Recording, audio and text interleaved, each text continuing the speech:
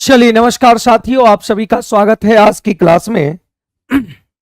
आज की क्लास में हम लोग बुक का 3200 क्वेश्चंस के हम लोग डिस्कशन 123 तक कंप्लीट कर चुके थे पिछले क्लास में। कल क्लास नहीं हुई थी। कल क्लास वजह था कि कल आपका टीचर्स डे था, उसे में बिजी होने की वजह से कल की क्लास आपकी ऑफ थी। तो आज क्लास होगा मंडे टू, जैसे कि आप जानते हैं कि मंडे टू फ्राइडे क्लास चलती है, तो आज क्लास होंगे और आज क्लास हम लोग देखेंगे। लक्की कुमारी गुड इवनिंग, गुड इवनिंग सभी को, गुड इवनिंग। सभी लोग फटाफट जुड़ जाएंगे और इसका आंसर बताएंगे कि इसका आंसर कितना आने वाला है। पूरे जैसा कि हम आप लोग को वादा किए थे कि हर दिन मंडे टू फ्राइडे आपके टोटल क्वेश्चंस करवाएंगे, ये बुक के सारे क्वेश्चंस करवाएंगे और बीच बीच में हम चाहते हैं कि टॉपिक वाइज लेकर भी आए बिहार एसएससी के लिए। तो वो कोशिश करेंगे कि 3 दिन इसको लेकर आए, 2 दिन इसको देखते हैं, उस पर हम विचार करते हैं। तो इसका आंसर बताएंगे और सभी लोग कमेंट भी करेंगे, आंसर पे आपका आंसर देंगे, ठीक है।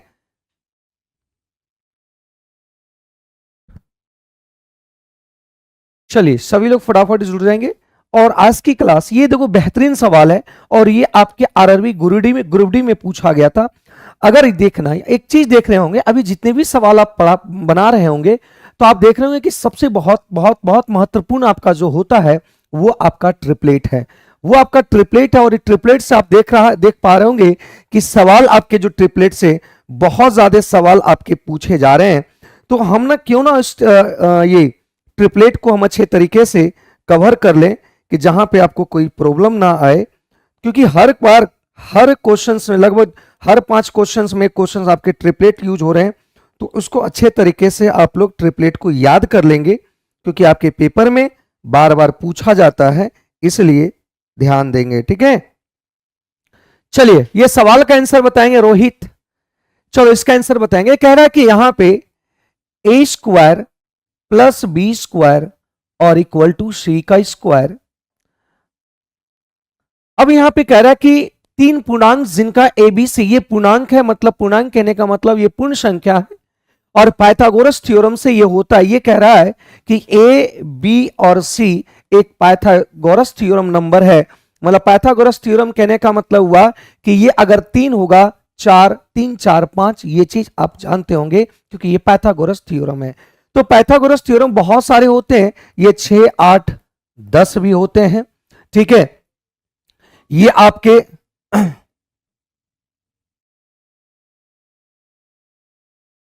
तो सारे ये पाइथागोरस थ्योरम थे, पाइथागोरस थ्योरम बहुत होते हैं।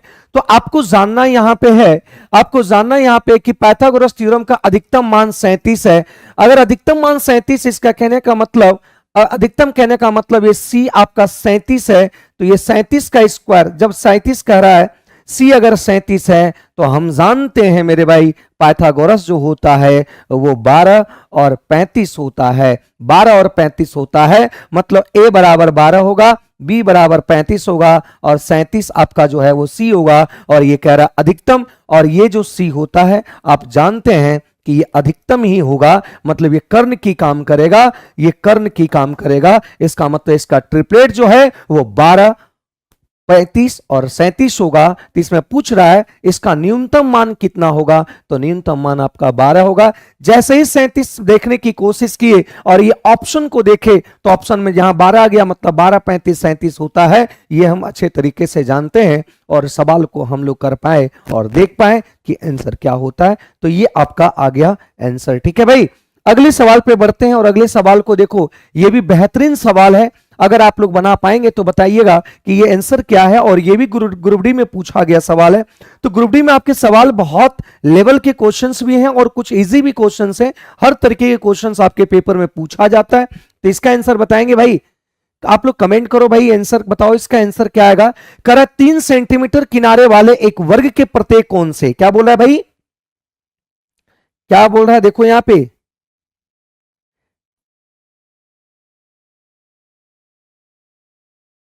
क्या कह रहा है।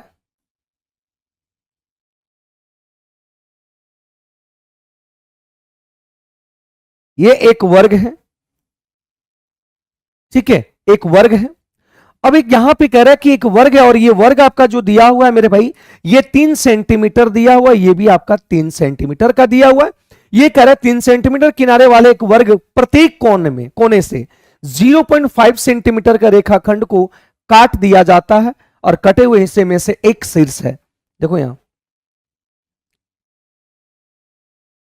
इस तरीके से इसको काटा गया है,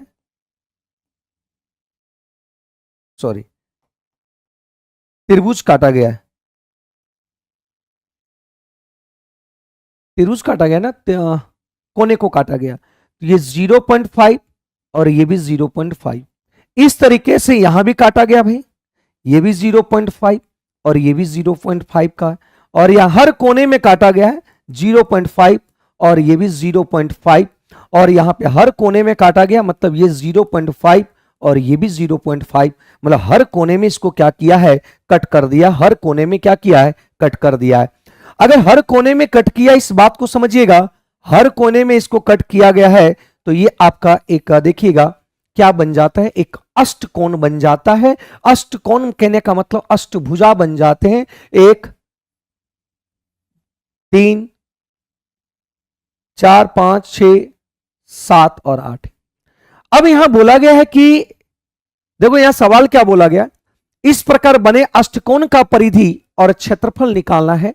इस प्रकार बने अष्टकोण की परिधि की मैं बात करूं तो अष्टकोण की परिधि अगर 0.5 ये कटा है, 0.5 ये कटा है और 0.5 ये कटा है और टोटल की दूरी आपका 3 है, तो जब ये बताओ ये कितना आएगा, 2 होगा, ये भी 2 होगा, ये भी 2 होगा, ये भी 2 होगा। अब हमको चाहिए इसकी बात, क्योंकि हमको ये भी चाहिए, क्योंकि यहां पे परिधि का मतलब होता है सभी भुजाओं का योग, सभी भुजाओं का योग, सम ऑफ साइड्स की बात कर रहा है। तो ये 0.5 ये 0.5, आप जानते हैं मेरे भाई कि अगर ये 1:1 का रेशियो होगा तो ये √2 होता है, ये अच्छे तरीके से जानते हैं। तो 0.5 मतलब ये आपका हो गया 0.2 और ये भी आ जाएगा 0.2 और ये भी 0.2 और ये भी 0.2 होता है। तो यहां से हम हर चीज पता चल पाया और हर चीज को यहां से हम लोग कर पाए और हर चीज यहां से पता चल पाया। तो यहां परिधि की बात करें, इसकी परिधि की बात करें, पेरीमीटर की अगर बात करें तो पेरीमीटर हो जाएगा कितना मेरे भाई, पेरीमीटर देखो कितना होगा, तो पेरीमीटर यहां पे ये होगा, देखो यहां से पेरीमीटर क्या होगा, इस बात को समझेंगे। देखिएगा इसकी लेंथ 2 2 2 2 2 कितना बार आया, 4 बार, प्लस ये देखो ये 3 कोना जो कटा ये आपका हाइपोटेनियस, क्योंकि ये 90 डिग्री है, ध्यान रखिए, हाइपोटेनियस 0.52 1 2 3 4, ये भी कितना बार, 4 बार। तो यहां से आ गया 4 दूनी 8 और यहां से आ गया 5 चौक 20, 8√2 इधर राइट आंसर, इसका सही उत्तर आ जाएगा। एक ही ऑप्शन देखने को मिल रहा है, आपको एरिया भी निकालने की जरूरत नहीं पड़ेगा, एक ही ऑप्शन यहां देखने को मिल रहा है कि 8 + 2 रूट आपका एक ही आंसर है और आंसर मारकर आगे निकल जाएंगे, आपको ज्यादा समय भी नहीं लगेगा और आंसर मार के निकल जाएंगे। क्या इस बात को समझ पाए भाई? अब कह रहा है कि इसका क्षेत्रफल चाहिए, इसका क्षेत्रफल चाहिए भैया, तो इसका क्षेत्रफल चाहिए भैया, इधर सुनो मेरी बात मेरे बाबू, सोना इधर सुनो, अगर इसकी क्षेत्रफल चाहिए तो यहां पे हमको क्या करना पड़ेगा, इस वर्ग की एरिया को निकाल दो, तो 3 तिया 9, इस वर्ग की एरिया को निकाल दो, तो वर्ग की एरिया को निकालेंगे तो 3 तिया, वर्ग की एरिया को निकालेंगे 3 का स्क्वायर और घटा किसको देंगे भाई, ये देखो एक ये आपका त्रिभुज जो है, ये जो त्रिभुज देखने को मिल रहा है एक समकोण त्रिभुज, क्योंकि 90 डिग्री होगा, समद्विबाहु समकोण त्रिभुज, तो एक त्रिभुज का एरिया निकाल दो, 1/2 बेस 0.5 और ये 0.5, इसको कितना बार गुना कर देंगे, 4 बार गुना कर देंगे, सॉल्यूशन करेंगे, 8 इसका सही उत्तर आएगा, 8 इसका सही आंसर आ जाएगा। तो आप इसको कर लेना और यही आंसर आ जाएगा मेरे भाई, इस बात को ध्यान रखना है ना, यही आंसर आ जाएगा। ठीक है, तो यहां देखो यहां से कट जाएगा, ये 2 बार में कट जाएगा और यहां 5 × 25 25 दूनी 50, 3 तिया 9, 5 × 25 25 दूनी,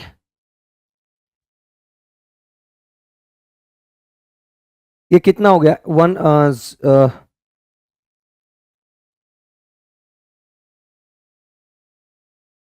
0.5।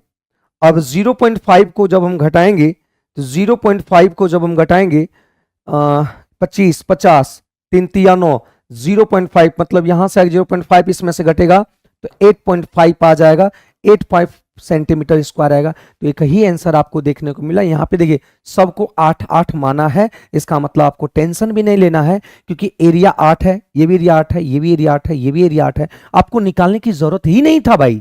आप झूठ का इसमें टेंशन लगे हुए थे कि टेंशन हो रहा था कि इसको एरिया निकालो। अरे भाई यहाँ सभी का एरिया देख लो, देख लो बाबू, यहां सभी का एरिया क्या है, समान है, तो आपको निकालने की कोई जरूरत ही नहीं था और आंसर आ गया आपके सामने। इतना इज द राइट आंसर, आपका डी हो गया।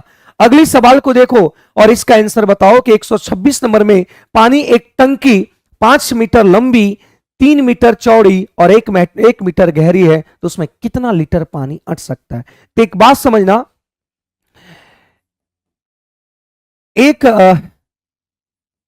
एक मीटर क्यूब बराबर होता है, ये बहुत तो बार यूज होता है, इसको आराम से रट लेंगे इसको।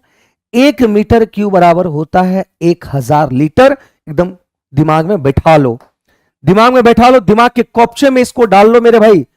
ये अगर कभी भी लीटर की बात करें तो 1 मीटर क्यूब बराबर 1000 लीटर होगा। अब देखो पानी यहां पे ये पानी की टंकी है और ये टंकी जो होगा ये आपका घनवाकार होगा, घनवाकार होगा मतलब क्यूबाइड होगा। तो यहां से इसकी आयतन निकाल लो, तो आयतन होगा 5 इंटू 3 इंटू 1, क्योंकि इसकी आयतन होता है LBH, LBH होता है। अब जब LBH की अगर बात करें तो LBH मतलब ये आ गया। तो एक बात बताओ, ये हो गया कितना, 15 मीटर क्यूब। अब जब 15 मीटर क्यूब हुआ तो कह रहा है कि कितना लीटर पानी अट सकता है, तो इसमें हमको कितना गुना कर देंगे, 1000 गुना कर देंगे, क्योंकि 1 मीटर क्यूब बराबर 1000 लीटर, तो 15 मीटर क्यूब बराबर, तो गुना कर देंगे 15000 लीटर। आंसर आएगा ऑप्शन नंबर सी, इसका सही उत्तर आ जाएगा option number C. Khushboo Kumari का आंसर, पहला का आंसर खुशबू कुमारी का आ चुका है, बहुत बढ़िया, ये इज द राइट आंसर। खुशबू जी इसका आंसर 15000 आ गया। क्या कोई दिक्कत है यहां तक, बोलो मेरे भाई। ये याद रखना, आपके दिमाग के कोने में कहीं इसको बैठा लेना, ये बहुत बेहतरीन है। और एक और चीज बैठा लेना भाई, ट्रिपलेट, ट्रिपलेट आपके बहुत इंपॉर्टेंट है। ट्रिपलेट आपके पेपर के लिए मेंसुरेशन यूज कर लो या ज्योमेट्री पढ़ लो और या तो ट्रिगो पढ़ लो, ये हर जगह यूज होगा। ज्योमेट्री पढ़ लो या मेंसुरेशन पढ़ लो, है ना, मेंसुरेशन पढ़ लो या ट्रिगो पढ़ लो, ये हर जगह यूज होगा, तीनों में आपके यूज होते हैं। इसका आंसर ये आ गया। अगली सवाल की बात करते हैं। अगली सवाल देखो यहां क्या बोला गया है, एक समांतर चतुर्भुज की दो भुजाएं, दो समांतर भुजाओं के बीच की दूरी ज्ञात करना है। मतलब एक समांतर चतुर्भुज, समांतर चतुर्भुज यहां नहीं होगा, समलम चतुर्भुज होगा शायद, ये समांतर नहीं है, यहां पे गलत लिखा गया, समलंब होगा, क्योंकि समांतर चतुर्भुज में आमने सामने की भुजा बराबर होती है। यहां कह रहे समांतर भुजाओं की लंबाई 10 मीटर और 15 मीटर, अलग अलग तभी हो सकता है जब ये क्या हो, एक समलंब चतुर्भुज होगा तभी।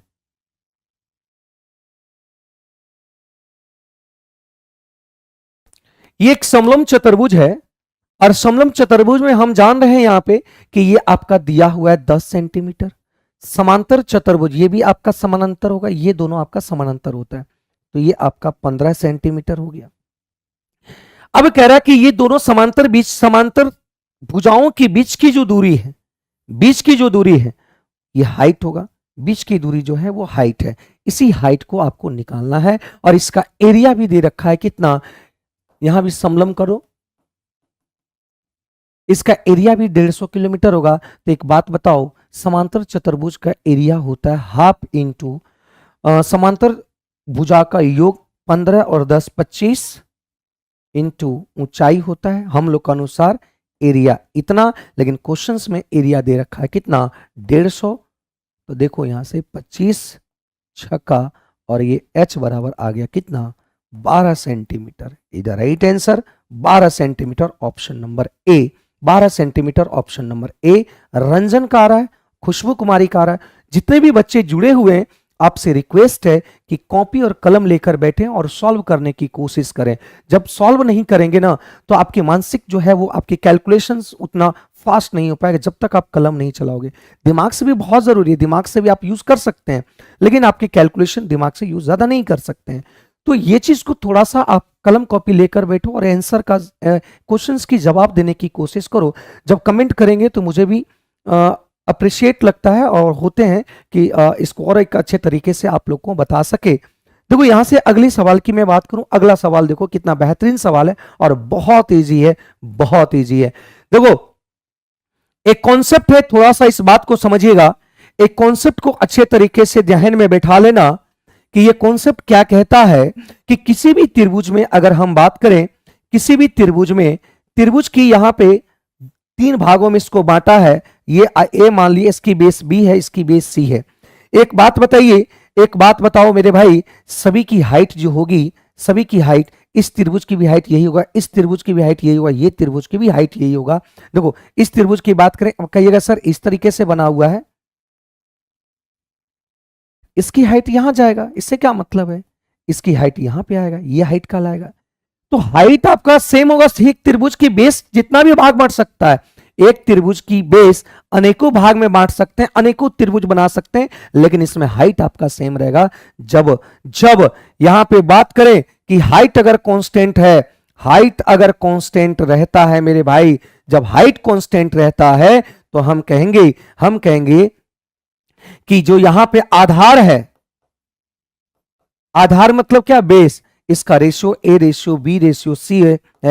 क्योंकि एरिया क्या होता है, एरिया होता है, देखो एरिया क्या होता है, half into base into height. यहां पे बेस क्या है, बेस आपका ए है और हाइट आपका सेम है। तो इस तरीके से आप करना कि सभी जगह सेम हाइट रहेगा। ये डिपेंड कैसे करेगा, इस बात को समझिएगा। तो यहां पे आधार अगर सेम है, आधार अगर अलग अलग है और हाइट कांस्टेंट है, तो एरिया जो होगा, एरिया भी डिपेंड कर जाएगा किस पे, एस टू बीस टू सी पे, एस टू बीस टू सी पे। अब एक बात समझेंगे, जैसे एक एग्जांपल लेते हैं, समझिएगा, बहुत बेहतरीन कॉन्सेप्ट है। जैसे हम कह रहे हैं कि ये यहां पे 2:3:4 में इसको बांटा गया है, तो इसकी एरिया भी जो होगा इसके बेस पे डिपेंड करेगा, क्यों, क्योंकि हाइट सेम होता है तो एरिया डिपेंड करता है किस पे, बेस पे। इसका एरिया भी 2 के अनुपात में होगा, ये भी 3 के अनुपात में होगा और ये भी 4 के अनुपात में होगा। इस बात को ध्यान रखना, इस बात को ख्याल रखना। तो यहां से एक बात समझिएगा, आधार अगर सेम रहेगा तो एरिया डिपेंड करेगा किस पे, बेस पे। अगर बेस कांस्टेंट हो गया, बात समझिएगा, बेस कांस्टेंट हो गया तो एरिया डिपेंड करेगा किस पे, H1 ratio H2 ratio H3, है ना। बेस सेम रहेगा तो एरिया किस पे डिपेंड करेगा, बेस सेम रहा तो एरिया डिपेंड करेगा हाइट पे, और आधार सेम रहेगा तो एरिया डिपेंड करेगा किस पे, सॉरी, बेस सेम रहा तो एरिया डिपेंड करेगा हाइट पे, और आधार अगर अलग रहा, हाइट सेम रहेगा तो एरिया डिपेंड करेगा किस पे, आधार पे। तो करेक्ट, त्रिभुज की 3 भुजाओं की लंबाई क्रमशः 18, 13 और 15 है। तो इसकी परिस्पारिक शिश्रम मतलब हाइट होता है, मतलब यहां पे हाइट की अनुपात क्या होगा। तो एक बात समझिएगा, हाइट की अनुपात की अगर बात करते हैं तो हम जानते हैं कि बेस जो होगा इनवर्सली प्रोपोर्शनल होता है किसका, हाइट का। एक कॉन्सेप्ट ये भी होता है, बेस अगर यहां पे दिया है, अगर अलग अलग त्रिभुज अगर बेस की बात करें, बेस दिया हुआ है, बेस का आपका यहां पे भुजा दिया हुआ है, तो हाइट इसकी इनवर्सली प्रोपोर्शनल होता है, ये भी ध्यान रखना। और ये भी एक कॉन्सेप्ट है कि हाइट अगर हाइट सेम है तो एरिया बेस पे डिपेंड करेगा, बेस सेम है तो एरिया हाइट पे डिपेंड करेगा, ठीक है। अब देखो यहां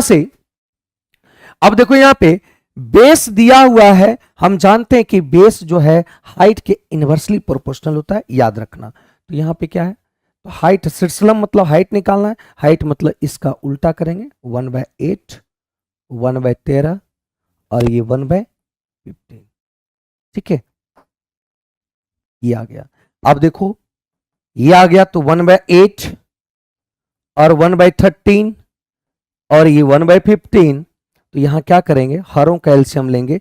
तो हरों का एलसीएम लेने के लिए यहां 8 ऑलरेडी है तो 13 गुना 15 यहां कर देंगे, है ना। यहां पे लिख देंगे 13 गुना 15, यहां पे लिखेंगे 15 8 20 से, और यहां लिखेंगे 104, 104 नहीं होगा,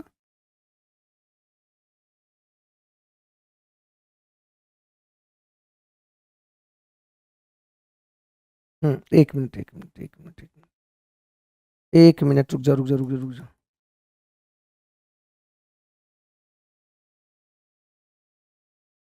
इसके तीनों कैल्शियम यहां लिखेंगे तो 8 से 8 कट गया, मतलब ये आ जाएगा 13 गुना कितना 15। अगर कभी भी रेशियो फ्रैक्शन के रूप में रहता है, रेशियो फ्रैक्शन के रूप में रहेगा, तो इसका जो पूर्णांक आएगा वो क्या करेंगे, हरों कैल्शियम, इस फ्रैक्शन में अगर दिया तो हरों कैल्शियम लेकर सभी टर्म में गुना करेंगे। ठीक है, तो यहाँ पे देखो, यहाँ 8 गुना 13 गुना 15 करेंगे, 8 8 कट जाएगा तो 13 गुना 15, यहाँ 13 है तो यहाँ क्या आ जाएगा 8 गुना 15 आ जाएगा, और यहाँ पे 15 है तो 13 गुना कितना आएगा 8 आएगा। ठीक है, तो यहाँ पे 15 गुना 13 195, ऑप्शन नंबर सी इसका सही उत्तर आएगा, ऑप्शन नंबर सी इसका सही उत्तर आएगा। तो ये भी कॉन्सेप्ट को देख लेना। ठीक है, मतलब यहाँ पे बेस दिया हुआ है, किसी भी एक त्रिभुज में बेस आपके डिपेंड करता है किस पे, हाइट पे, और हाइट आपका डिपेंड करेगा किस पे, इसके इनवर्सली पे, बेस पे। ठीक है, ये भी कॉन्सेप्ट को ध्यान रखना। अगली सवाल की ओर बढ़ते हैं। अगली सवाल में यहां देखो, कर है कि 129 में 2 मीटर की समान चौड़ाई की एक रास्ता एक वर्गाकार पार्क के अंदर बना है। 2 मीटर की समान चौड़ाई का एक रास्ता एक वर्गाकार पार्क के अंदर बना है, और यदि इस रास्ते का क्षेत्रफल दिया है तो रास्ते द्वारा घिरे वर्गाकार पार्क के क्षेत्रफल क्या होगा, इसकी बात किया गया है। तो देखो मेरे भाई, इसकी बात अगर किया गया है तो इस बात को समझने की कोशिश करना। इस तरीके से बना हुआ है, एक वर्गाकार पार्क के अंदर बना हुआ है।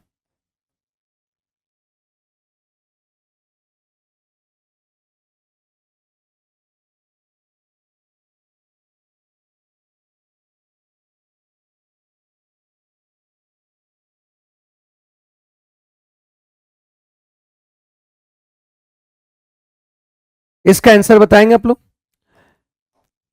तो यहां से अगर देखा जाए,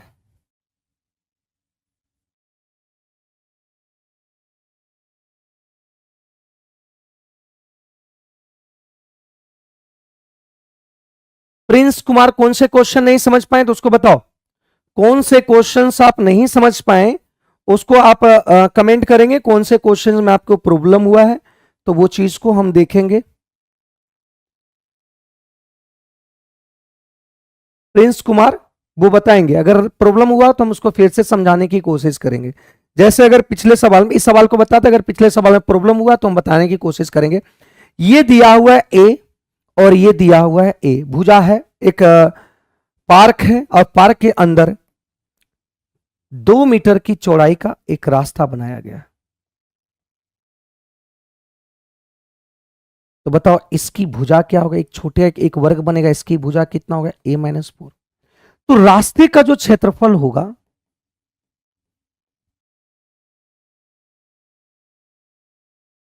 रास्ते का जो क्षेत्रफल होगा वो दे रखा है आपका 416।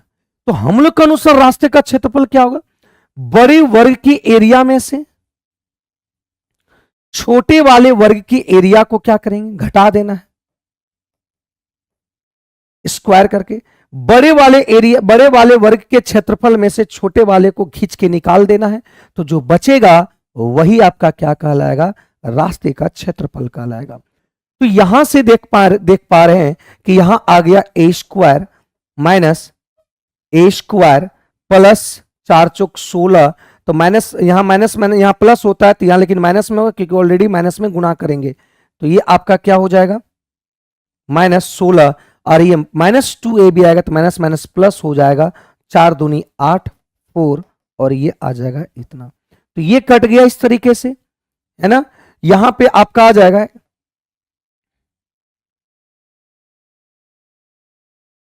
4 दूनी 8a इक्वल टू 416। अब एक बात बताइए, ये 16 उधर चल जाएगा तो 8a इक्वल टू आ जाएगा 432, a बराबर आ जाएगा 432/8। और ये सवाल आपके पूछे गए हैं ग्रुप डी में, 8 पंचे 40, 8 चौक 32, ये आ जाएगा। ठीक है प्रिंस, कौन से सवाल नहीं समझ पाए उसको बताएंगे, फिर से हम समझाने की कोशिश करेंगे। ए बराबर 54 आ गया, तो कह रहा है रास्ते का क्षेत्रफल क्या होगा, है ना। यहां पे ए निकाल दिए, ठीक है। वो ए का नहीं निकल पाया था, यहां पे 54 आ गया। तो यहां से आपको निकालना है मेरे भाई, है ना, क्या निकालना है, रास्ते द्वारा घिरे पार्क का क्षेत्रफल, ओ रास्ते द्वारा घिरे हुए इस पार्क के क्षेत्रफल निकालना है।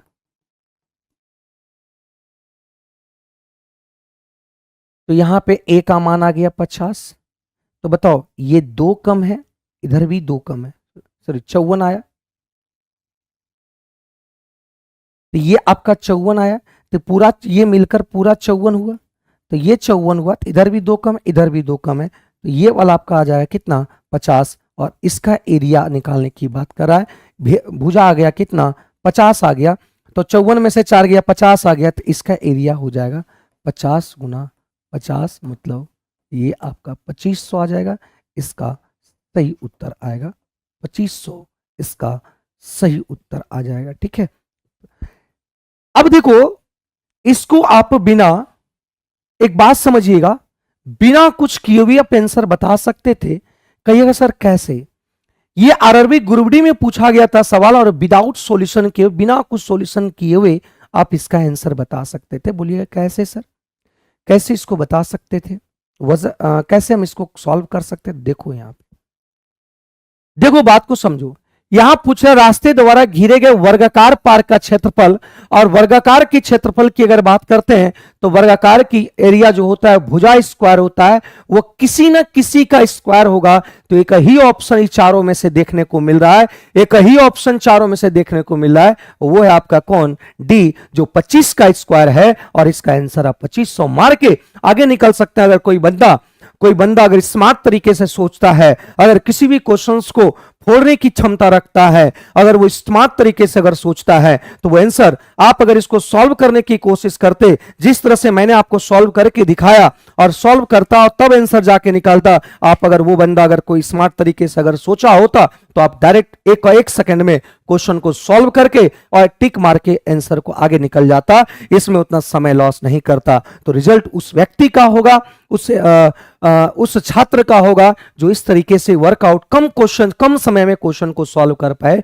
तो वो इस तरीके से आएगा। जब प्रैक्टिस जब तक नहीं करेंगे तब तक इस तरीके का थॉट आपके सामने नहीं आ पाएगा। इस बात को ध्यान रखेंगे। ठीक है, अगले सवाल की बात करते हैं। कह रहे समचतुर्भुज की प्रत्येक भुजा की लंबाई 30 मीटर है, तो इसके द्वारा विकर्ण की लंबाई इतना है, तो समचतुर्भुज का क्या होगा। तो एक बात समझिएगा, समचतुर्भुज में अगर हम बात करते हैं, समचतुर्भुज की अगर बात करते हैं, तो ये चतुर्भुज नहीं होगा, समचतुर्भुज की अगर बात करते हैं तो समचतुर्भुज में आमने सामने की भुजा क्या होते हैं, बराबर होते हैं। आमने सामने की भुजा आपके क्या होते हैं, बराबर होते हैं। इस चीज को आप जानते हैं। ये वाला और ये वाला दोनों बराबर होगा, ये सभी बराबर होंगे। सॉरी, आमने सामने समचतुर्भुज है, रोम्बस है, तो सभी बराबर होंगे, बराबर कर दिए। और समचतुर्भुज में एक खासियत क्या है, इस बात को समझिएगा। इसका एरिया जो होता है समचतुर्भुज, एरिया ऑफ रोम्बस,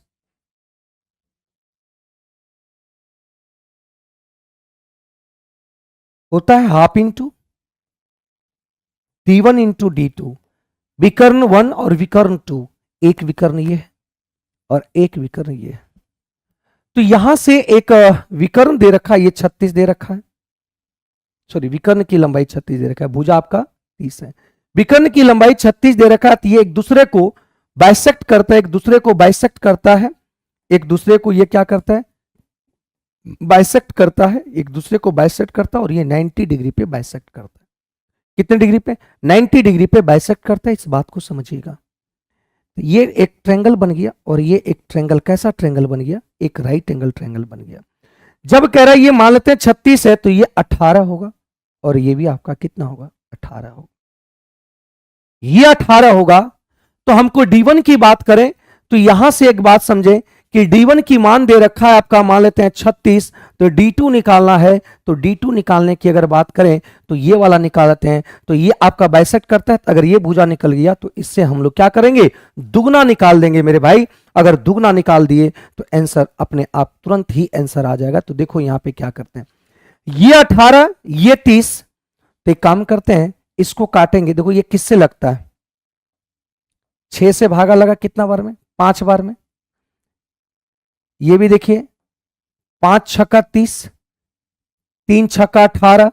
जब देखो यहां पे 5 है और ये 3 है, ये 5 के रेशियो में, ये 3 के रेशियो में, तो ये 4 के रेशियो में होगा ये वाला। मतलब ये 5 गुना है, ये भी 6 गुना है, ये भी 6 गुना होगा, तो ये भी 6 गुना होगा, मतलब ये 24 होगा। मतलब इसका रेशियो 3:4:5 है। मतलब ट्रिपलेट 3 4 5, और इसी का यहाँ पे ये 6 गुना है, ये भी 6 गुना है, तो ये भी 6 गुना होगा। ये 24, तो ये भी 24 होगा। तो यहां से आंसर निकल गया। D1 का मान आप 36 और D2 का मान रखे हैं कितना, 48। इसका आंसर आ गया आपका ये 18, 64, एक ही ऑप्शन, 4 यूनिट डिजिट एक ही दिया हुआ है। आंसर आपका 864। यूनिट डिजिट का भी कमाल बहुत है मेरे भाई, यूनिट डिजिट का भी कमाल बहुत बेहतरीन है, तो इस बात को समझिएगा। ठीक है, ये इसका सही उत्तर आ गया और सही इसका आंसर आ गया। ठीक है, अगली सवाल की बात करते हैं और अगले सवाल को हम लोग समझने की कोशिश करते हैं। तो कैसे हम ट्रिपलेट का यूज करके, कैसे हम ट्रिपलेट का यूज करके, कैसे हम ट्रिपलेट का यूज करके हम सवाल को बना पाए और देख पाए कि इसका आंसर क्या होगा, और ये आंसर को हम ला पाए और यहां पे बना पाए। अब अगली सवाल की बात कर रहा है कि एक ठोस वस्तु के मध्य भाग में लंबवृत्तीय बेलनाकार का आकार का लंबाई इतना दे रखा है, बेलनाकार का एक छोर में लंबवृत्तीय शंकु है और दूसरे छोर पर गोलार्ध है। तो सभी तीनों आकार की त्रिज्या 3 सेंटीमीटर है। यदि शंकु और गोलार्ध समेत बेलनाकार वस्तु की कुल लंबाई 21 सेंटीमीटर है, तो ठोस वस्तु का क्षेत्रफल ज्ञात करें। इसकी एक बात समझना, इसको हम पहले फिगर बनाते हैं और फिगर से समझने की कोशिश करेंगे। एक ठोस वस्तु के मध्य भाग में लंबवृत्तीय बेलन है, पहले बेलन बनाओ।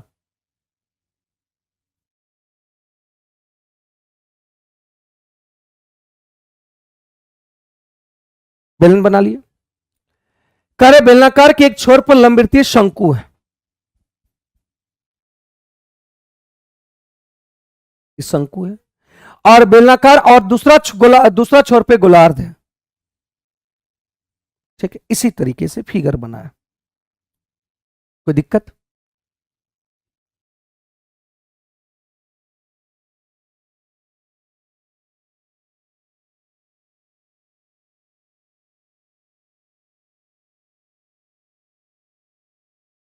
ठीक है, इस तरह का गोली है। अब देखो कह रहा है यहां से, अब आगे देखो सभी तीनों आकार की त्रिज्या, मतलब ये त्रिज्या इसका भी आपका 3 है और इसका भी कितना है, 3 है।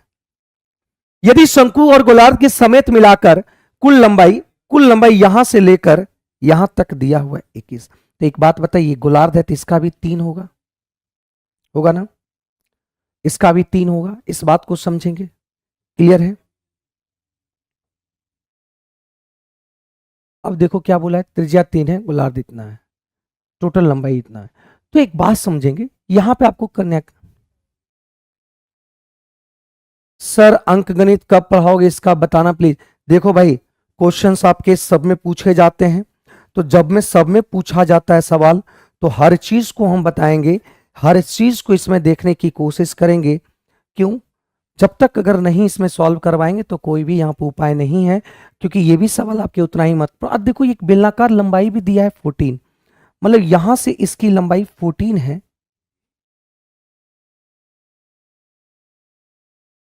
ये 14 दे रखा है, यहां से यहां की लंबाई 14 दे रखा है, और यहां ये 3 है, तो ये आपका कितना हो गया, ये 14 और ये 3, ये 14 और ये 3, और ये टोटल 21 दिया हुआ है। तो 14 और 3 17 खत्म हो गया, तो 14 3 17 खत्म हो गया, तो ये आपकी लंबाई कितना होगा, 4 होगा। और ये आपका 4 है, तो निकालना हमको क्या है, निकालना ये 4 है, तो ये आपका क्या हो जाएगा, 5। तो इसका टोटल एरिया निकालना है, TSA निकालना है। तो ध्यान रखना, एक इस गोलार्ध का वक्र पृष्ठ क्षेत्रफल गोली बना हुआ तो इस तरह का यही निकलेगा। तो वक्र पृष्ठ क्षेत्रफल होता है आपका इसका गोलार्ध का वक्र पृष्ठ क्षेत्रफल होता है 2πr²। गोलार्ध की वक्र पृष्ठ के क्षेत्रफल, भाई देखो समझ कम आ रहा है, जब आप नहीं पढ़ेंगे तो समझ कम नहीं आ रहा तो इसी को ना पढ़ना होगा, क्योंकि पेपर में तो सवाल आपके रहेंगे ही। अब बताओ ये वाला आपका कितना है, ये आपका क्या है भाई, ये आपका क्या है, तो ये आपका देखो एक बेलनाकार है और बेलनाकार की वक्र पृष्ठ का क्षेत्रफल क्या होता है 2πr² होता है। फिर इसका बेलनाकार ये सॉरी शंक्वाकार का वक्र पृष्ठ क्षेत्रफल क्या होता है πr/l होता है। तो यहां से आप यूज करो पाई पाई पाई पाई निकाल दो बाहर। जब पाई पाई बाहर निकल गया आर आर भी आ रहा है और इसको सॉल्व कर दो। आर का मान 3 दिया है तो 3 का स्क्वायर 9, 9 दूनी 18। आर का मान 3 दिया है और इसकी शंकु जो बेलन की ऊंचाई है वो 14 दे रखा है, तो 14 या 42 और 42 दूनी यहां पे आ जाएगा कितना 84। पाई निकल गया यहां पे r इंटू एल, आर आपका 3 है ये 5 है तो 5 3 15 ये आ गया। तो यहां से देखो यूनिट डिजिट को देखो 5 4 9 9 8 17, तो 7 यूनिट डिजिट एक ही ऑप्शन में है, पूरे सॉल्व करने की जरूरत नहीं है मेरे भाई। यूनिट डिजिट को देख के डायरेक्ट मार दो 117 पाई इसका सही आंसर होंगे। हमसे तो चित्र ही नहीं बनता है भाई। नरेश कोशिश करेंगे, देखेंगे अपने ही अपने आप बनना स्टार्ट हो जाएगा नरेश, ठीक है। इसका पीडीएफ आपको टेलीग्राम पे मिल जाएगा, platform by Naveen Kumar Singh Telegram पे मिल जाएगा। क्योंकि देखो ये चीज आप नहीं पढ़ेंगे, आप रेलवे भरवे कीजिएगा, रेलवे आप टेक्नीशियन भरे होंगे है ना, एलपी भरे होंगे, एनटीपीसी भरिएगा, फिर उसके बाद ग्रुप डी आएगा, ये सभी आप भरेंगे ही और सब में भर भर के सवाल आपके एडवांस मैथ से रह रहे हैं, भर भर के सवाल आपसे पूछा जाता है मेरे भाई, है ना। 40 40 और 60% का रेशियो रहता है, इस बात को समझिएगा। तो इसके लिए आपको पढ़ना ही पड़ेगा नरेश, इसका कोई भी उपाय नहीं है। सफलता शॉर्टकट नहीं मिलती है, सफलता मेहनत करने से मिलती है। शॉर्टकट कोई रास्ता नहीं है कि हम अगर मैथ्स को नहीं बना पाएंगे तो मैथ्स आपका एडवांस मैथ नहीं बनेगा तो सफलता मिल जाएगा, ऐसा नहीं। आपको 40 और 60% की रेशियो में ये क्वेश्चंस रहते हैं, तो आपको करना ही पड़ेगा। देखो यहां पे ऐसे सबसे लंबे खंबे की लंबाई ज्ञात करें जिसे 6 मीटर लंबे, 6 मीटर चौड़े और 6 मीटर ऊंचे कमरे की। तो देखो 6 कह रहा है तो इसका मतलब ये घनाभ होगा, और जब ये घनाभ होगा मेरे भाई, देखो फिगर बना रहे, ये घनाभ होगा और घनाभ में सबसे लंबे छड़ को रखने वाला या तो इसमें खंबे आंटने वाला एक ही होगा, वो हम कह रहे हैं ये 6 है, ये भी 6 है, ये भी 6। इसमें अगर रटने वाला अगर बात करें तो इस कोने से लेकर इस कोने तक देख लो, और ये कोने से ये कोने जो कहलाता है ये विकर्ण कहलाता है, और विकर्ण को ही हम कह सकते हैं कि सबसे लंबे छड़ी की लंबाई होगी। मतलब किसी रूम की अगर बात करते हैं, किसी रूम की अगर बात करते हैं तो रूम में एक बात बताओ, एक हमको बांस की सबसे बड़ी सी बड़ी लेंथ को रखना है, तो एक बात बताइए उस कोने से लेकर इस कोने तक अगर कोना कोनी रखेंगे तो सबसे लंबे आपका वो रखाएगा। तो इस बात को समझिएगा, सबसे लंबी छड़ी होगी वो सबसे लंबी छड़ी होगी, इस बात को हमेशा ध्यान रखना, ये समझे। तो यहां पे एक बात समझिएगा कि इसी तरीके से आपको करना ही पड़ेगा, लगा दी। तो यहां से सबसे विकर्ण की बात करें तो सबसे लंबी छड़ी की लंबाई ये होगा। अब एक बात समझो, तो यहां पे सबसे लंबी विकर्ण की छड़ी जो होती है तो ये आपका होता है आपका a√3 होता है। और a√3 की अगर बात करते हैं तो a√3 की अगर बात करते हैं तो यहां से हो जाएगा a का मान, देखो a मतलब होता है भुजा साइड, और ये a√3 मतलब 6√3 is the right answer. Option number A इसका सही आंसर हो जाएगा। इनका पीडीएफ कहां मिलेगा? नरेश योगी पीडीएफ इनके platform by Naveen Kumar Singh channel पे, आपको टेलीग्राम चैनल है उसी पे इसका पीडीएफ मिलेंगे, तो वहीं आप जाके उसको क्या करेंगे देख लेंगे, ठीक ना। तो वहीं पे इसका पीडीएफ आपका डला हुआ है, वो आप जाके निकाल लेंगे वहीं से। आगे बढ़ते हैं, अगले सवाल की बात करते हैं। समकोण त्रिभुज की एक आसन भुजा क्रमशः 5 सेंटीमीटर और 12 सेंटीमीटर है। त्रिभुज की लंबी भुजा को अक्ष के रूप में उपयोग करके हम त्रिभुज को उसकी धुरी पर पूरी तरह से घुमाकर एक समकोण वृत्तीय शंकु बनाते हैं। अब यदि हम एक लंब वृत्तीय बेलनाकार पात्र को भरते हैं जिसकी त्रिज्या 5 सेंटीमीटर 3 बार पानी के साथ एक मग के रूप में शंकु को प्रयोग करते हैं तो कंटेनर में पानी की ऊंचाई कितनी होगी, इसकी बात बोला गया है। इसकी बात बोला गया, देखो यहां से बात समझिएगा, इतनी बड़ी सवाल है। अब इतनी बड़ी सवाल है, आप लोगों को लगता होगा कि सर इतना बड़ा सवाल कैसे बनाएंगे, समझ में नहीं आता फिगर कैसे बनेगा।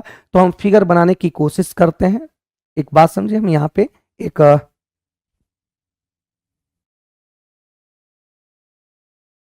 व्हाइट पेज लगाते हैं। अब देखना व्हाइट पेज, यहां समझने की कोशिश करेंगे। यहां समझिएगा एकदम आराम से। कह रहा कि एक आपका त्रिभुज है,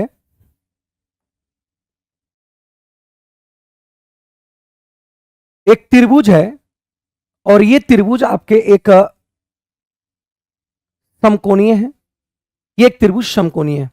जैसे में यहां कह रहा है, देखो यहां सवाल यहां दिखने को मिल रहा होगा, कह रहा है एक समकोण त्रिभुज है, आसन भुजाएं 5 और 12 है। आसन भुजाएं मतलब होता है अगल बगल वाले। अगर ये 5 है, एक मिनट देख लो और देख लेते हैं, 5 है। त्रिभुज की लंबी भुजा को अक्ष मान करके, त्रिभुज की लंबी भुजा जो आपका ये 12 है और ये आपका 5 है। इसको क्या किया है, इस बात को समझिएगा। इसको पकड़ा यहां पे, इसको हम अक्ष मान लिए, इसको इस तरह से पकड़ा, अब पकड़ के इस छोर को पकड़ा, इसको सीधा सीधी खड़ा रखा टाइट, और इसको पकड़ के घुमा दिया। इस तरीके से चारों तरफ घुमा देगा। बात को समझिएगा। इस तरीके से 12 सेंटीमीटर भुजा को पकड़ा और एक त्रिभुज बनाया। यहां पे ये आपका हाइपोटेनियस है, इसको पकड़ा और पकड़ते हुए इसको घुमा दिया इस तरीके से। और जब ये घूम जाएगा तो एक बात बताइए, एक शंकु का रूप ले लेगा। मतलब ये इस तरीके से अगर घुमा है तो यहां से ध्यान रखिएगा, इस तरीके से एक आपका क्या बन जाएगा,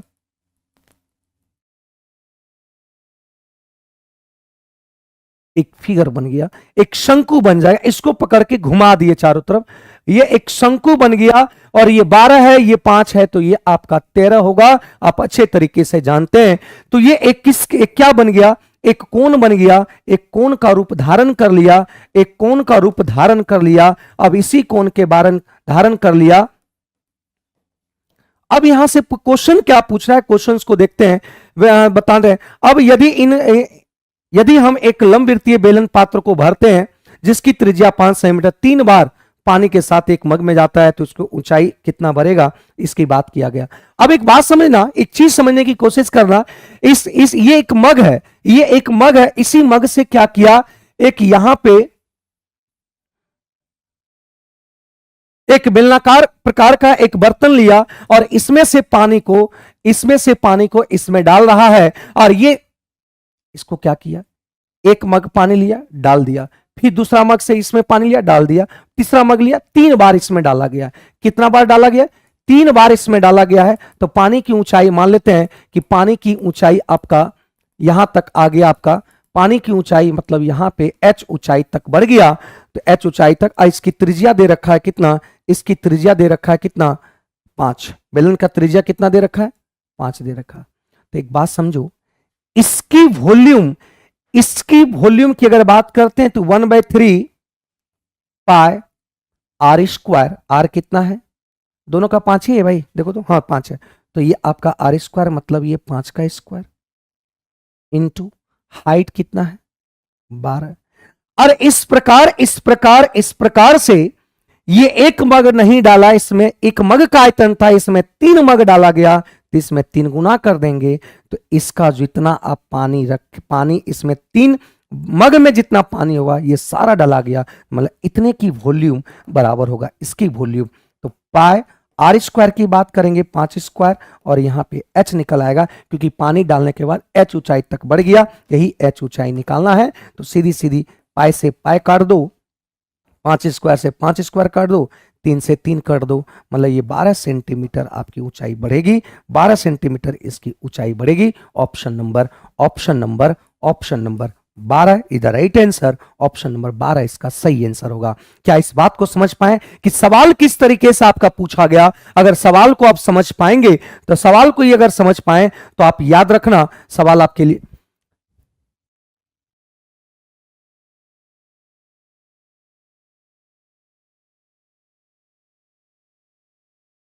हाँ बहुत सारे नरेश, आप जैसे देखो टेस्ट आप अगर पढ़ते हैं, आप अगर पढ़ने बैठते हैं तो हो सकता है कि आपको बहुत सारे टेस्ट अगर मारते हैं। टेस्ट से देखो फायदा ये होता है कि जब आप टेस्ट मारते हैं, अगर मान ले कोई भी टॉपिक में आप क्वेश्चन बनाया गलत हो गया या नहीं समझ पा रहे, तो घर पे जाओ, उस टॉपिक को जो फाउंडेशन आप पढ़े होंगे उस टॉपिक को निकालो और उसको मंथन कर जाओ पूरी तरह से, है ना। तो यही होता है अपने इंप्रूवमेंट को बढ़ाना। एक तो टेस्ट मारना बहुत जरूरी है, एक सेट डेली मारने की जो आदत डालो, क्योंकि टेस्ट मारने से आपकी मानसिकता, आपकी जो सोच है वो डेवलप होता है एग्जाम के प्रति। एग्जाम में किस तरह के क्वेश्चंस आएंगे वो चीज आपको फायदा करेगा, इस बात को ध्यान रखना। तो यहाँ पे ये इसका सही उत्तर आ गया, ठीक है। अगली बात करते हैं। यहाँ पे एक आयताकार भूखंड का आयाम अपने निकटतम पूर्णांक से इतना और इतना है। इसका मतलब क्या हुआ? आयाम मतलब होता है साइड। आयाम मतलब क्या होता है? साइड, भुजा कह सकते हैं। ये एक आयताकार टाइप का है और आसन, निकटतम पूर्णांक कहने का मतलब ये और ये आपका दिया हुआ क्या, ये 26 दे रखा है, तो ये आपका 24 दे रखा है। तो यहां पूछ रहा है इसका न्यूनतम संभव परिणाम क्या होंगे। तो बस कोई दिक्कत नहीं, परिणाम इसकी परिमाप जो होता है, तो परिमाप आप जानते हैं, एक आयत की परिमाप 2 इंटू एल प्लस बी। सिर्फ क्वेश्चन में सिर्फ घुमाने का काम किया, आपको फर्जीवाड़ा है क्वेश्चंस में, आपको दिमाग को डाइवर्ट करने के लिए दिया है। तो 2 इंटू 26 प्लस 14, 40 दूनी 80, तो ये आपका 80 आ जाएगा। Option number B is the right answer, B इसका। सुधीर आप नवीन कुमार सिंह, प्लेटफॉर्म बाय नवीन कुमार सिंह, आप एप्लीकेशन डाउनलोड कर लो और वहां से आपके टेस्ट पेपर वहां से मिल जाएंगे, है ना। वहां से आपको टेस्ट पेपर मिल जाएंगे और वो टेस्ट आप दे देना, तो वहीं सब क्लियर हो जाएगा, ठीक है। तो ये आंसर आ गया, इसका सही आंसर आ गया, ठीक है, बी। ठीक है सुधीर, कर वर्ग की भुजा को 30% बढ़ाया गया तो क्षेत्रफल में वृद्धि कितना होगा? जब भी इस टाइप का यूज आए तो ए प्लस बी वाला फॉर्मूला यूज कर देना, ए बी बटा 100, ये वाला यूज कर देना। मतलब 30% की बढ़ाया गया तो यहां भी 30 और यहां भी 30 और ये भी मतलब 30 गुना 30, तो यही आपका हो जाएगा, फॉर्मूला में यूज कर देना। जब भी सक्सेसिव की बात करे तो यहां पे ये यूज कर देना, तो ये आपका 69% इज द राइट आंसर होगा। या एक रेशियो में लिख सकते हैं कि 30% को आप लिखेंगे 3/100, 3/10, मतलब भुजा पहले 10 था, हो गया कितना? 13, बढ़ रहा है। भुजा 10 था, हो गया कितना? 13, क्योंकि हम जानते हैं वर्ग की भुजा जो होती है ये ए बराबर है, ये भी ए बराबर है। हम जानते हैं इसका एरिया होता है स्क्वायर, मतलब 10 दें 100 और 13 गुना 13 169, कितना बढ़ा? तो 69% हो जाएगा, क्योंकि 100 में ही दिया गया तो वो 90% is the right answer. Sorry 69% is the right answer. ये रेशियो मेथड है और ये ए बी फॉर्मूला से आप इसे सॉल्व कर सकते हैं। दोनों तरीके से आप इसे सॉल्व कर सकते हैं और आंसर आ जाएगा, ठीक है। अगली सवाल की मैं बात करता हूं। घनाभ के 3 संलग्न फलकों का पार्श्व पृष्ठ का क्षेत्रफल इतना दे रखा है। एक घनाभ है मेरे भाई, एक घनाभ है मेरे प्यारे विद्यार्थी, एक घनाभ है। यहां से देखने की अगर बात करते हैं, ये घनाभ है।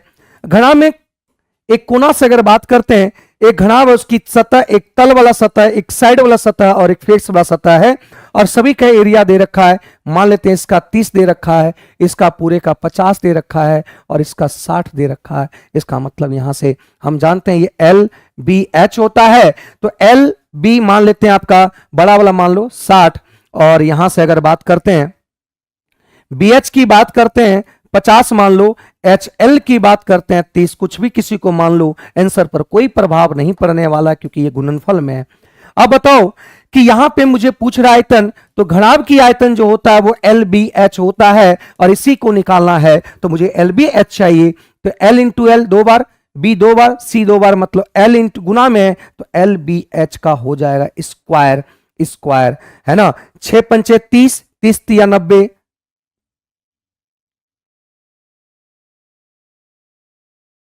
तो यहां से काम करो, यहां पे 3, तो यहां से गुना करेंगे 6 पंचे 30, 30 तिया 90, तो यहां आ गया 90 और 90 पर जीरो देखेंगे 3 जीरो आ जाएगा, तो यहां से एल बी एच का मान आ गया कितना, इसका रूट निकालेंगे तो 300 आ जाएगा, तो option number D is right answer, D इसका सही आंसर आ गया।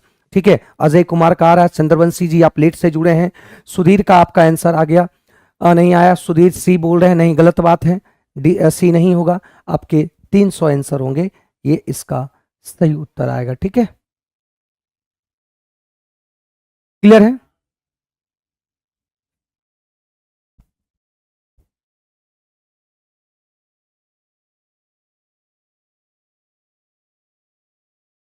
ठीक है भाई, ठीक है, हाँ सही रहेगा नरेश, कहीं से भी पढ़ सकते हैं, ऐसा कोई नहीं है, कहीं से भी पढ़ सकते हैं। देखो अगला कह रहे हैं 18 सेंटीमीटर और 12 सेंटीमीटर विमाओं वाले एक आयत को एक ऐसे समचतुर्भुज के रूप में परिवर्तित करना है, किया जाता है जिसका परिमाप आयत के परिमाप के बराबर है। देखो यहां से एक कह रहा आयत है आपके पास, आयत के आपके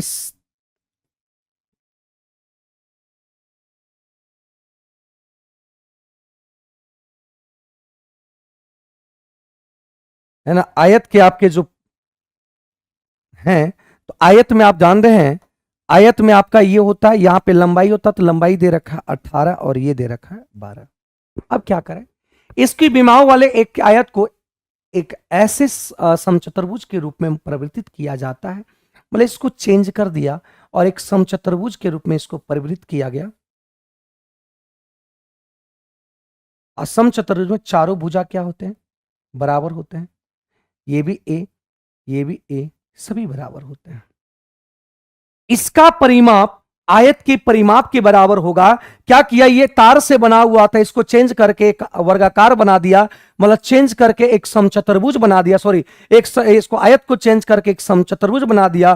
तो इसकी जो परिमाप है, यहां दे भी रखा है कि जिसका परिमाप एक आयत के परिमाप के बराबर है, ये कन्वर्ट किया था समचतुर्भुज में, तो इसका जो परिमाप होगा इसके परिमाप के बराबर होगा। इसका परिमाप, एक बात बताइएगा, इसका परिमाप क्या होता है, 2 इंटू एल प्लस बी, तो ये आ गया कितना, 18 और 12 30, और ये किसके द्वारा किसके परिमाप के बराबर होगा, तो इसका परिमाप होता है 4a, क्योंकि चारों भुजा बराबर होते हैं। परिमाप का मतलब होता है विमाओं का योग, भुजाओं का योग होता है। ठीक है, तो यहां से कट जाएगा 2 बार में, और ये कट गया 15, मतलब a बराबर निकल कर आ गया कितना, 15, मतलब इसकी भुजा निकल कर आ गया कितना भाई, इसकी भुजा निकल कर आ गया फिर 15, 15 इसकी सही आंसर हो गया। ठीक है, सुधीर ट्रिगोनोमेट्री आपका करवा रखे हैं, आप देख सकते हैं जाके, ट्रिगोनोमेट्री पूरा पूरा करवा दिए, 6-7 वीडियो लगा है इसकी प्लेलिस्ट में आप जाके देख लेना, है ना, इसकी प्लेलिस्ट में जाके देख लेना। अब देखो यहां क्या बोला गया, ये निकल कर आ गया। अब आगे देखो, यहां से देखो, एक कोण जो है 120 डिग्री का है, एक कोण जो है यहां से कितना है, 120 डिग्री का, मान लेते हैं ये कोण 120 डिग्री, ये 15 है और ये भी 15 है। एक बात समझना, एक कॉन्सेप्ट हमेशा ध्यान रखना, हमेशा जहन में बैठा लेना, है ना, हमेशा दिमाग के कोपचे में अपने डाल लेना। ये देखो एक आपका त्रिभुज है, ये एक्स है और ये वाई है, और इसका यहाँ पे दिया हुआ है थीटा, तो इसका एरिया क्या होता है, तो एरिया होता है हाफ इंटू क्रॉस संगत भुजाओं का गुणनफल, और ये हो जाएगा साइन थीटा। तो एक बात समझिएगा, इसी तरीके से एक फिगर भी यहां से हम कह सकते हैं कि इसकी एरिया निकालना है ना, इसकी एरिया जब निकालना है, तो यहां से जब इसकी एरिया निकालना है, तो बात समझिएगा, ये 2 भाग में बांटेगा,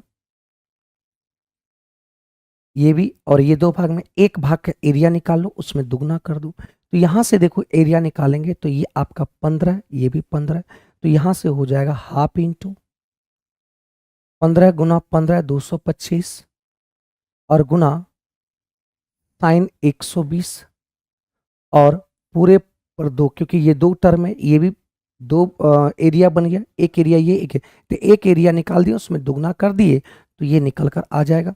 तो यहां से आ जाएगा 2 से 2 ये कट गया, तो 225 इंटू साइन 120 को लिख सकते हैं, साइन 120 को लिख सकते हैं कॉस 30 डिग्री। 90 प्लस 30, तो 90 प्लस 30 ये आ गया कॉस 30 डिग्री। ये ट्रिगो यूज हुआ है, तो 225 और इसकी अगर बात करते हैं तो इसका मान होता है √3/2।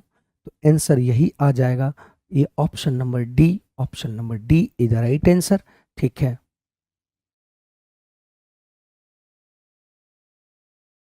ठीक है नरेश, तो यहां से आ गया आंसर ये। क्या इस बात को समझ पा रहे हैं? क्या इस बात को आप अच्छे भले बाती समझ पा रहे हैं कि नहीं? तो एक कॉन्सेप्ट है, उस बात को हमेशा ध्यान रखना। एक कॉन्सेप्ट है, हमेशा इस बात को ध्यान रखना। जैसे एक चीज देख लीजिएगा, एक चीज देखिएगा, आप त्रिभुज की एरिया कितने तरीके से जानते हैं?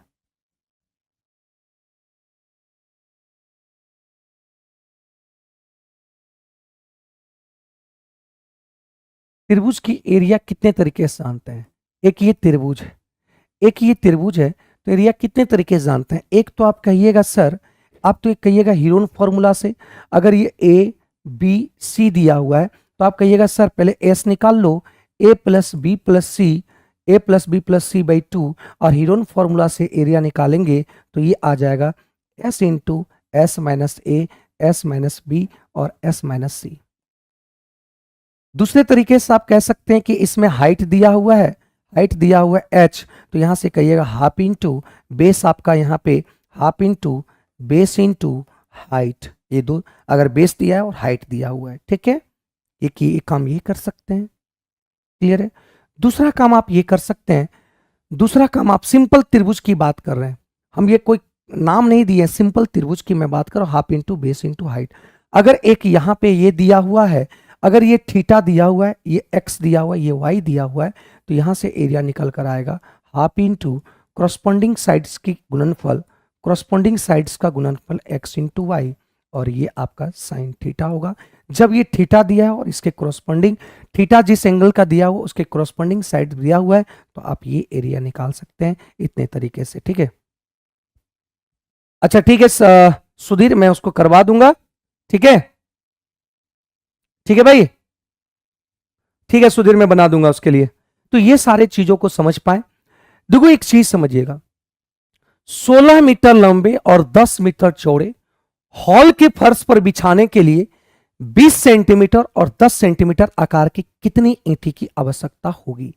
एक बात समझना मेरे दोस्त, एक बात समझना मेरे भाई, यहां पे एक बात समझेंगे, ये एक हॉल है, हॉल का एक फर्श है, एक रूम है मान लेते बड़ा सा, उसमें फर्श दिया हुआ है और इसकी लंबाई 16 है और इसकी लंबाई 10 है। करे कि इसमें एक हॉल में फर्श पर बिछाने के लिए इतने प्रकार का ईंट चाहिए,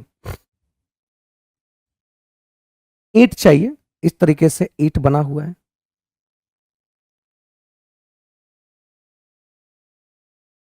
ये ईंट है, और इस तरीके से ईंट पूरा बिछा हुआ है, इस तरीके से ईंट पूरा क्या हुआ है, बिछा हुआ है। इसी तरह से बिछाना पूरा ईंट की संख्या, तो यहां पे याद रखना ईंटों की संख्या,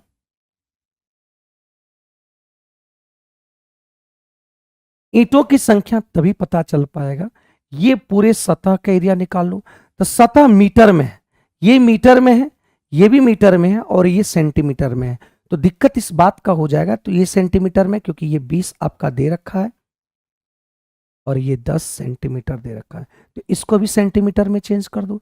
एक 100 सेंटीमीटर बराबर होता है 1 मीटर, ये आपका कितना आ गया? तो बताओ, फर्श का एरिया हो जाएगा 1600 लंबाई गुने चौड़ाई, और एक ईंट का आपका अगर बात करते हैं तो 20 गुना 10, तो 0 0 ये कैंसिल हो गया और ये कैंसिल हो गया, ये 5 16 25 80, मतलब 8000 ईंटों की जरूरत पड़ेगी, 8000 ईंटों की जरूरत पड़ेगी, 8000 ईंटों की जरूरत पड़ेगी। ठीक है, D is the right answer, D इसका सही उत्तर आएगा। ठीक है, डी इसका क्या होगा, सही उत्तर आएगा। अगला सवाल है कि एक समचतुर्भुज की एक भुजा की लंबाई 4 है, इसके एक विकर्ण दे रखे हैं, तो दूसरे विकर्ण की लंबाई क्या होगी। एक यहां देखो, एक आपका ये समचतुर्भुज है,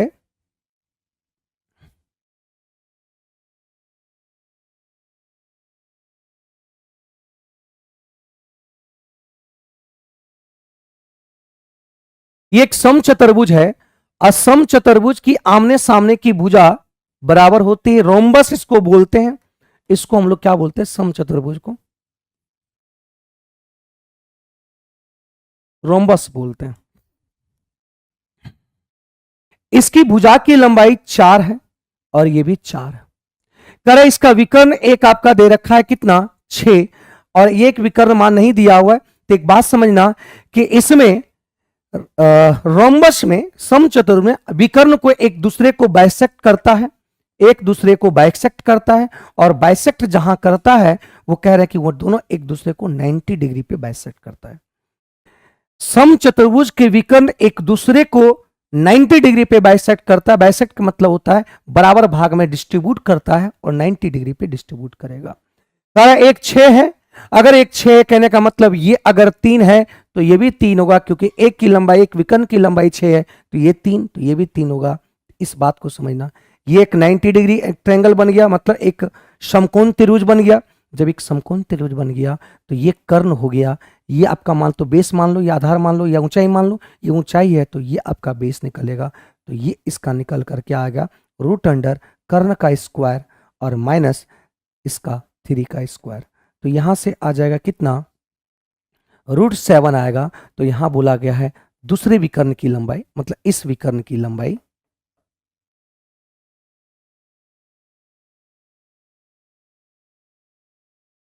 इस विकर्ण की लंबाई मतलब दूसरे विकर्ण की लंबाई, तो यहां आ जाएगा ये दिया हुआ है √7, तो ये भी √7, ये √7, तो ये भी √7, तो ये आ जाएगा 2√7। इधर राइट आंसर डी इसका सही आंसर आ जाएगा, डी इसका सही आंसर आ जाएगा। हाँ खुशबू, ठीक है, डी इसका सही उत्तर आ जाएगा, ठीक है ना। तो ये इधर राइट आंसर, डी इसका सही आंसर हो गया। अगली सवाल की बात करते हैं। अगला बोला गया कि एक लंबवृत्तीय शंकु जिसके आधार की त्रिज्या उसके ऊंचाई के बराबर है।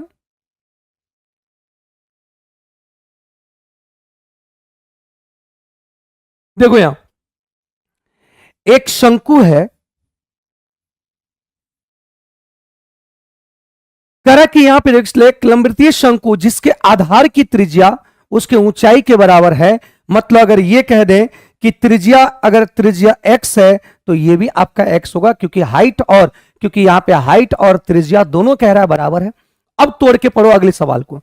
बराबर है का आयतन, किसका आयतन, शंकु का आयतन एक अर्धगोले के आयतन के बराबर है। एक अर्धगोले कहने का मतलब इस तरीके का है अर्धगोला। इसकी त्रिज्या क्या है ये पता नहीं, इसकी त्रिज्या को हम लोग क्या मानते हैं, r मानते हैं।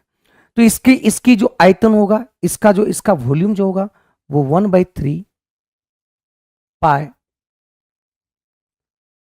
r square. तो r स्क्वायर इंटू एच, तो ये क्या होगा, दोनों x³ हो जाएगा, क्योंकि r भी वही है h भी वही, तो r स्क्वायर इंटू एच, तो h भी x, r स्क्वायर x, तो ये मान लिए। तो इसका देखो यहां होता है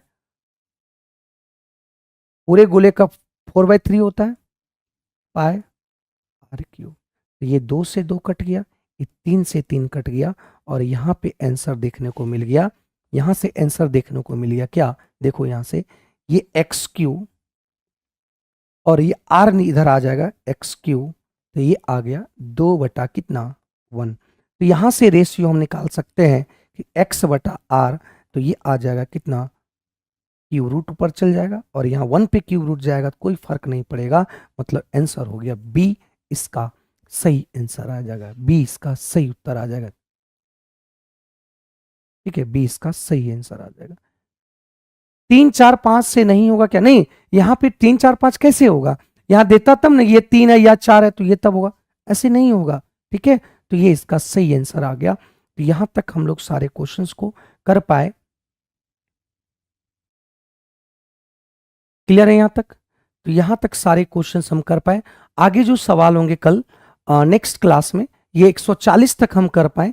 एंड नेक्स्ट जो आपके होंगे वो मंडे से होंगे, क्योंकि हम जानते हैं मंडे टू फ्राइडे ये क्लास मंडे टू फ्राइडे चलता है, ये क्लास मंडे टू फ्राइडे चलता है और मंडे टू फ्राइडे 6:15 में डेली, है ना, डेली आपका 6:15 से 7:15 तक आपका ये चलेंगे। इस बात को हमेशा ध्यान रखना। और अभी बुक ही चलेगा, बुक ही चलेगा, ये बुक चलेगा कौन सा, 3200, ठीक है, 3200, ठीक है। ये बोर्ड पीडीएफ अभी डला जाएगा। तो ये आपकी डेली क्लास चलती है, रेलवे की ये डेली क्लास, रेलवे की ये पाठशाला आपकी डेली क्लास होती है। 3 4 5 नहीं लगेगा क्योंकि कर्ण आपका 4 दिया है। कर्ण आपका अगर 5 दिया होता तो जाके 3 4 5 लगाते, क्योंकि किसी भी त्रिभुज में अगर राइट एंगल ट्रायंगल है, अगर ये 3 और ये 4 रहा तब ये 5 होगा। अगर यहां ये कह दे कि यही 4 है तो कर्ण कभी भी 4 नहीं होता है। इस बात को ध्यान रखना, कर्ण कभी भी 4 नहीं होगा, नहीं होगा, नहीं होगा, ठीक है मेरे भाई। तो यहां से हम लोग सभी चीजों को सीख पाए और 140 तक हम कर पाए।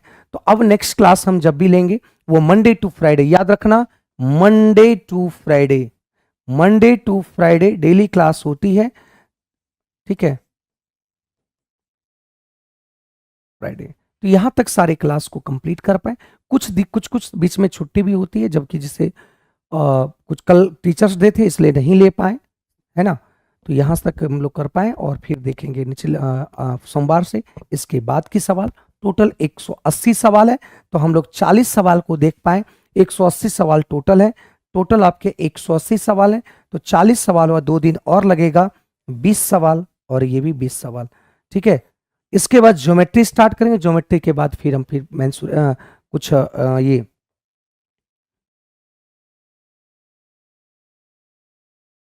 ठीक है, हाँ ये पूरा बुक कर देंगे। डेली नरेश योगी, डेली आप 6:15 में जुड़ जाएंगे, पूरा बुक कंप्लीट होगा। आप अगर ट्रिगो देखना चाहते हैं, अलजेब्रा देखना चाहते हैं और इसके प्रीवियस क्वेश्चन देखना और भी चाहते हैं तो इसका प्लेलिस्ट बना हुआ है, प्लेटफॉर्म बाय नवीन कुमार सिंह, जाइएगा वहां पे प्लेलिस्ट होगा, प्लेलिस्ट में जाइएगा, 2 3 4 के बाद आपको प्लेलिस्ट मिल जाएगा, ठीक है। चंद्रवंशी जी, ठीक है, 30 क्वेश्चन लेकर देखो, क्वेश्चन अगर इजी रहा तो 30 क्वेश्चन चला जाएगा और हार्ड रहा तो फिर आपको 20-25 क्वेश्चन में ही जाके अटकना पड़ेगा, ठीक है। चलिए, thank you, thank you, thank you सभी को, धन्यवाद मेरे साथ जुड़ने के लिए, मेरे साथ इतना समय बिताने के लिए तहे दिल से शुक्रिया, तहे दिल से धन्यवाद। मेरा प्यार, मेरा आशीर्वाद आपके साथ बने रहे और आप जल्दी अपने मंजिल को, अपने जो मन में सपने को सजोए हुए उसे प्राप्त करें। Thank you.